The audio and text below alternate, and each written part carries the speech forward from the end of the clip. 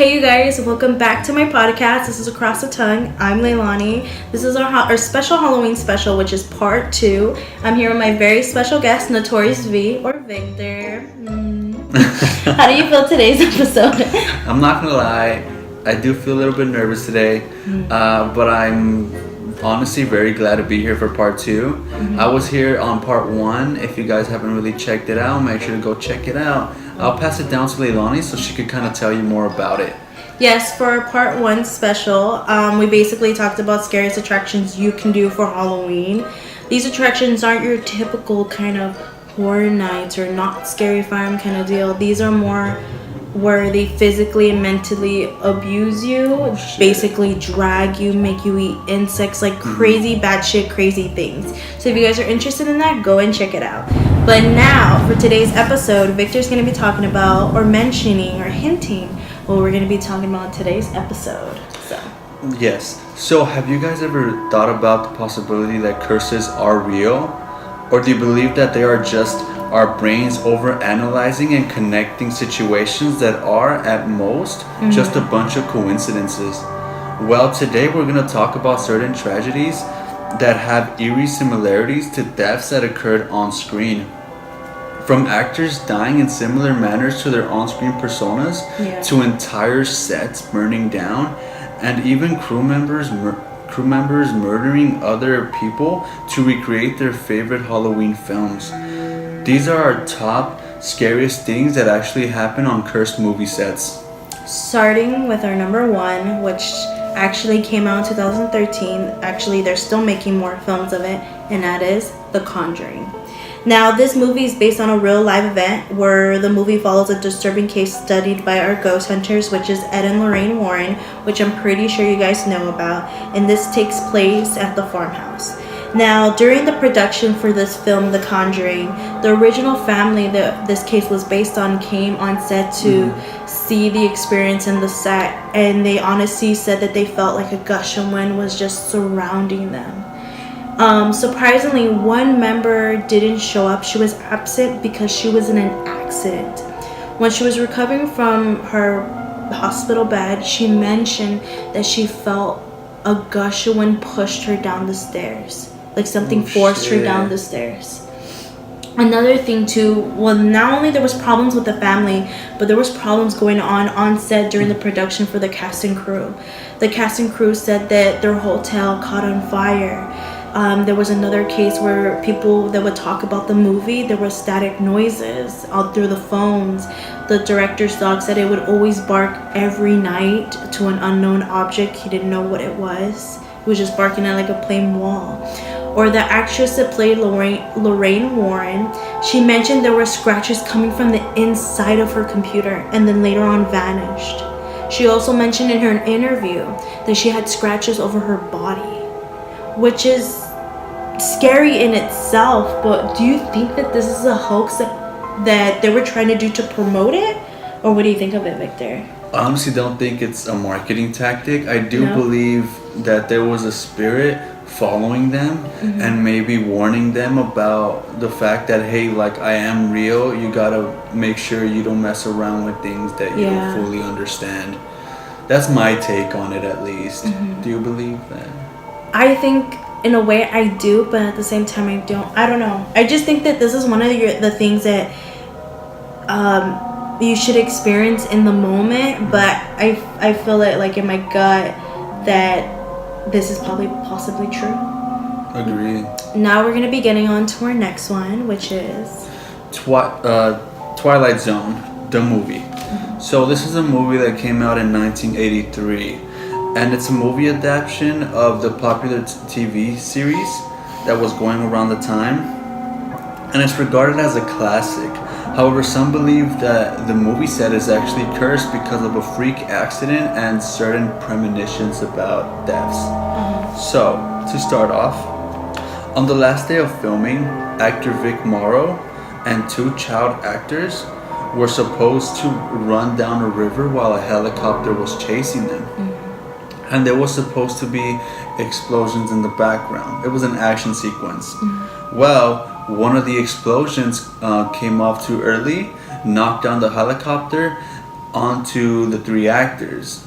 It decapitated one child and Morrow and squished the other child. The cameras, unfortunately, were running at the time of this accident and got to capture the whole thing. Some of the footage did actually get leaked on YouTube and is still there for those curious people that do want to kind of see the tragedy happen in their own eyes, you know. Yeah. The reason why we're not going to be posting it in this clip, just a full disclaimer letting you guys know we're not. The reason why it's very sensitive, and we actually were able to see it on YouTube, and you're not able to see them get cut off and stuff, but you just see it crash onto them, and you don't see anybody else after that, and it's a horrible, horrible, horrible gut feeling. So if you guys are okay watching something like that, go right ahead, but we're not linking anything towards it. So how do you feel on that? It's crazy, but it gets even more creepier, honestly. What makes it even more eerie is the fact that on one of his previous films, one of Vic Morrow's previous films, titled Dirty Mary, Crazy Larry, included a scene where Morrow was supposed to get on a helicopter and pilot it. But he refused to get in the helicopter, reportedly stating that, quote unquote, I have a premonition that I'm going to die in a helicopter crash. Oh, so he knew. It seemed like he knew, but it isn't confirmed that he did say it. But what seems to validate it is the fact that he took out $5 million of life insurance on himself to cover like his death if something were to happen. Yeah. So that seems to kind of validate it. And what's even more crazy is the fact that the theme song for Dirty Mary, Crazy Larry is titled "Time Is Such a Funny Thing." One thing to mention is that the movie Twilight Zone, the movie, how it worked was it had like segments, like Act 1, Act 2, and so on. Yeah. And the title for his act is called Time Out. Shut the fuck up. I kid you not. That's the actual title of the act. So it's kind of ironic that something like that happened and it was that title. Yeah. Do you ever wonder if he got on the helicopter for the other scene, not this one, but for the other episode, who would have known he probably died? I don't know. I see this as it's not a coincidence kind of deal. It's more like if it was supposed to happen, like it was planned. That's what's so freaking creepy. Yeah, because it's not a coincidence. Like, oh, it could have happened to anybody. You know, it's a coincidence that not only that he had a premonition that he was gonna die, but the fact that time is mentioned in two separate movies that he played, and it's kind of ironic. Where it says it's called Time Out. Yeah, it really is crazy. That's that on that. Now we're gonna be going on to our next one. This one actually came out in 1973, and it's called The Exorcist.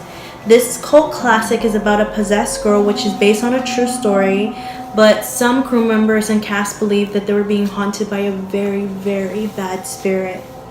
2 actors both died while the film was in production. What makes their death really extremely creepy and scary is that both actors' characters died in the film. Oh, and when they died a couple days later after their scene ended. Damn. Yeah. There was many more deaths after that, where there was special effects worker, he died. Then the security guard, he died too. He died. These people died during the production of this film. There was also delays for this film as well because their set will be caught on fire. What is so strange and creepy is that the room where the possessed girl would film that scene with the father and the mother in there didn't burn down. Everything else burned down, but except for that room. That's fucking crazy. And when they say various, there was a lot of fires. They had, literally, it was a house, and there was a bunch of fires burning down each house. And that room was always intact. Damn. Yep. If that's not a sign, I don't know what is.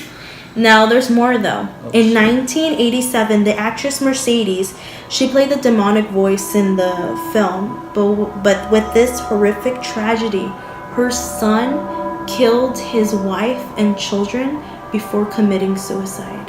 What was so scary is he didn't leave a note. He was just a typical, very happy modern family, which the mother had mentioned. Damn. So out of nowhere, he just killed his family. Yeah, it's just, this is just so creepy and scary that all of this was just happening behind the scenes.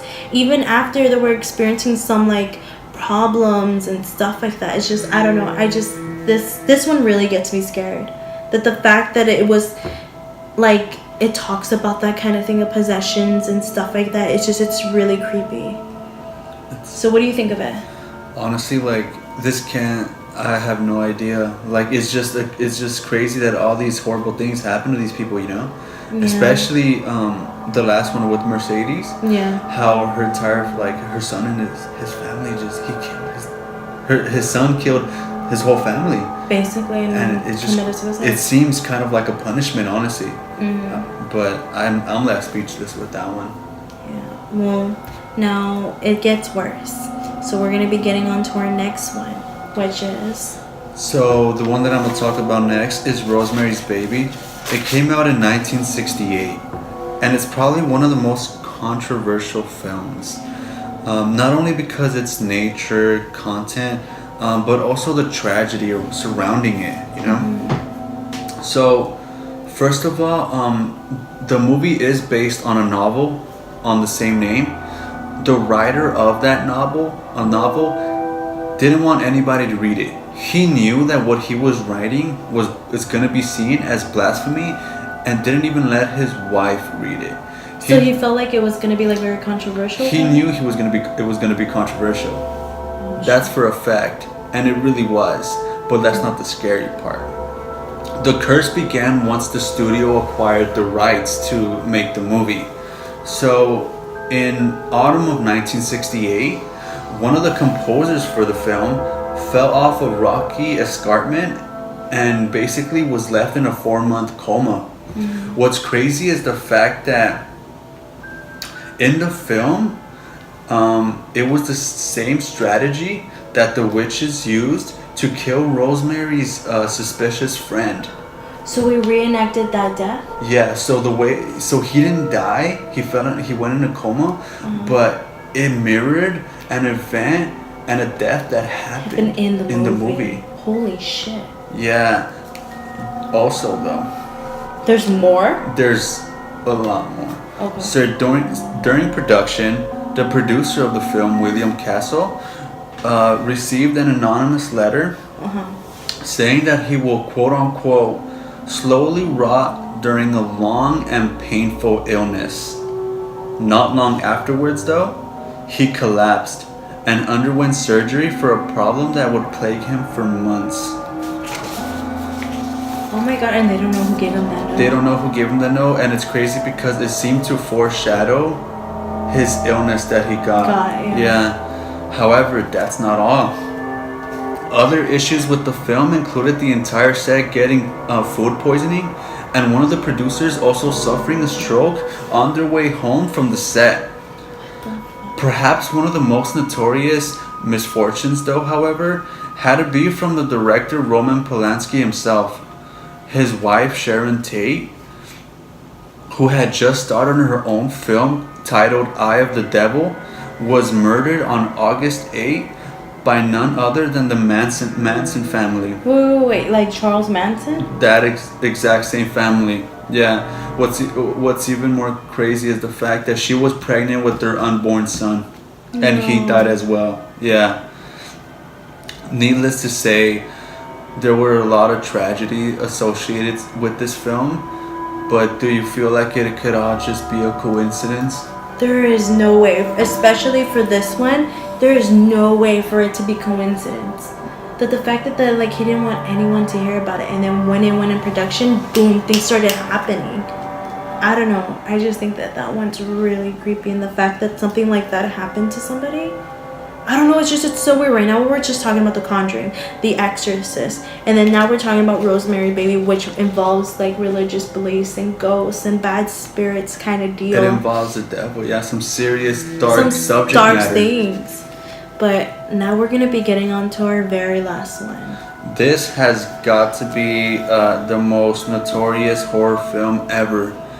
Not because of the content of the movie, but what happened backstage. Sorry, my best friend called me. Anyway, sorry, go. What happened backstage, and what led up to it. So, The Omen is a classic horror film, and it's about a young boy named Damien. Basically, this young boy is the Antichrist, is the devil. Basically, wherever he goes, bad things start to happen. Hence, the Omen. He's the Omen. However, the film seemed to serve as an actual omen, as many tragedies happen to those involved. For example, He's calling me again. I'm so sorry. for example, the director of the film did not have a film background. So before this, he wasn't a director at all. Suddenly, he wanted to make a movie about the Antichrist as a child.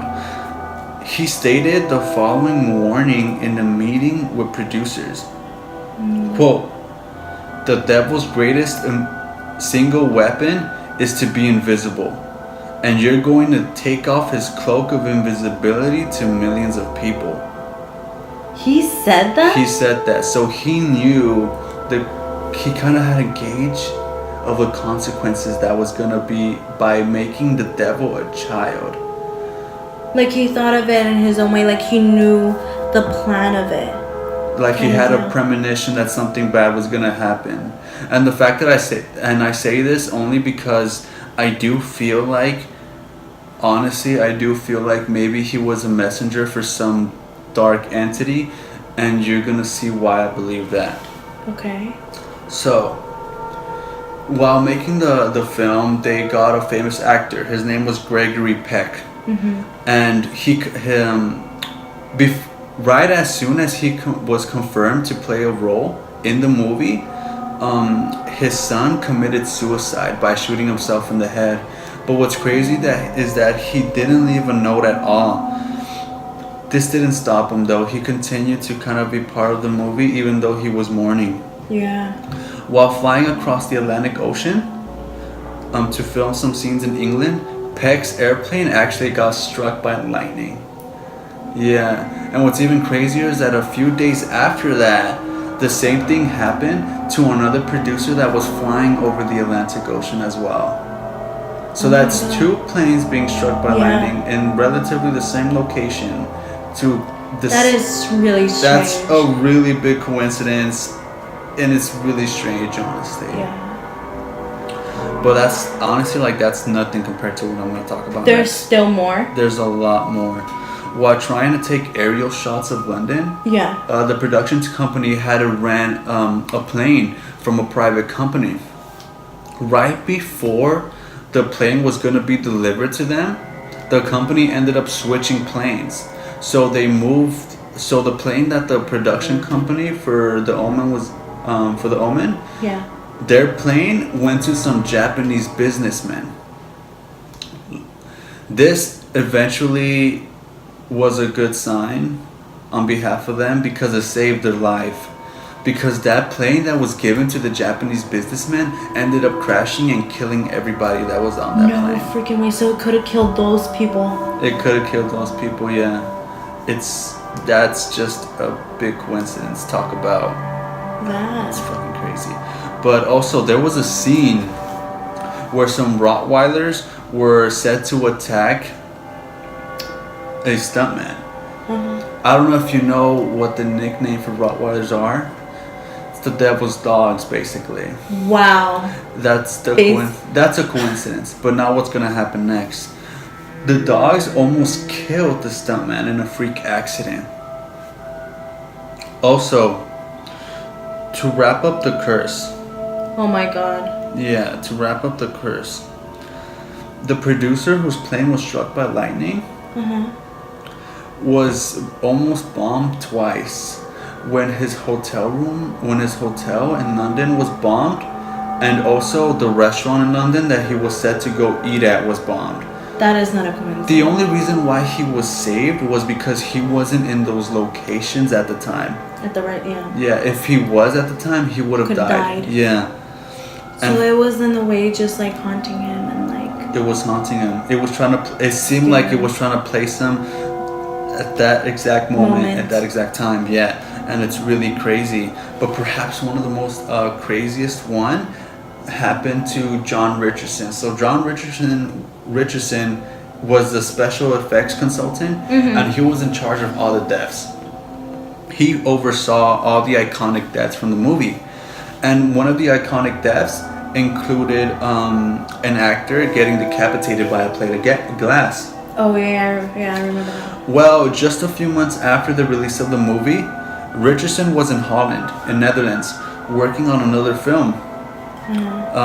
But just after midnight on Sunday the 13th of June 1977, Richardson and his assistant, Liz Moore, were involved in a deadly car accident.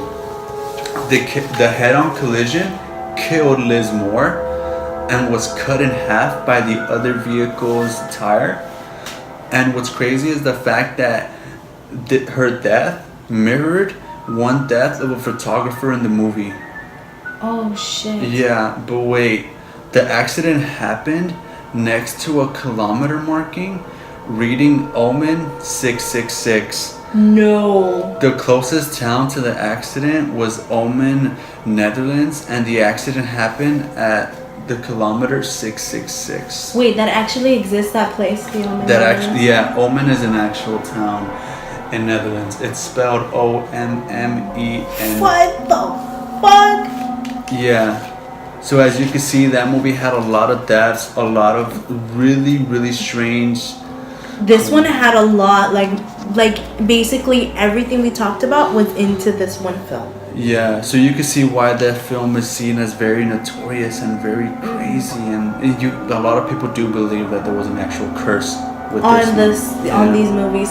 So not only these are like cursed sets, these are cursed movies that people were producing, these kind of horror films kind of deal. These involve a lot of like religions and possessions and ghosts and all that kind of stuff. I don't know, it's very strange and eerie that how these have a lot of similarities. We were doing an analysis of this where basically they're just 3 years apart. The Exorcist, the Rosemary baby, and the Omen. It's so strange and creepy. And is there anything else you want to add into this? I just want to say that I was having a hard time researching the Omen, and I was almost not going to do it just because I was getting really superstitious and maybe thought that maybe reporting about this wasn't a good idea. Yeah. But I felt like it's just so crazy, and I feel like it is important to bring light to this, that these are real things that happen, and maybe people mess with things that shouldn't be messed with, you know. Maybe it gives you an open mind about these movies that you're watching. I've seen the Exorcist and the Conjuring, but I only seen bits of the Omen because it was so long ago. But Rosemary's Baby, I have been told not to watch that movie, and I'm sticking to it, and I'm not watching it. I'm not gonna watch the Omen again. None of that. None of these movies I would ever watch again at all. One thing that I would like to add, just to kind of end it, is the fact that the Omen, The Exorcist, and Rosemary's Baby were released in a similar time frame. Yeah. So the Exorcist came first, then Rosemary's Baby, then the Omen. By the time the Omen came around, a lot of people were giving crap to the directors because they knew what happened to the previous movies that dealt with the devil, that dealt with dark subject matter. But the directors disregarded those warnings, disregarded those claims, and still went along with it. And after this movie came out, and after all these incidences came to light, people did really believe that, some things might get you killed, and there are such things as curses. Yeah, I just think that with these films is just something to keep in mind when you watch these movies. So now that is the end of that segment. I really liked it. I was a bit nervous. I feel like we talked about some spooky shit, you know. Yeah, I over really like Halloween. deep things. Yeah, but honestly, it was a pleasure being here. Thank you for having me. I'm always welcome to come if the opportunity comes back, you know. Yeah, now he's gonna be on the other side of the camera. Yeah, He's always I'm still back gonna be again, here, you guys. You know, back again on the grind. Right, hashtag more Victor. Anyways, so thank you guys so much for watching. Make sure to like and subscribe to our channel. Make sure to follow us on Instagram, Across the Tongue, so you guys know our behind the scenes. See my throwback 8th grade emo photo, which I'm not excited about. I am. Oh, of course you are. Anyways, write down in the comments what you guys thought of today's episode. Which one really scared you? Did it suck? Was it good? Is there stories of your own? Shit. If we suck, you know, just fucking let us know. Honestly. Alright, you guys. Thank you guys so much for listening. This is Across the Tongue, signing off. Peace.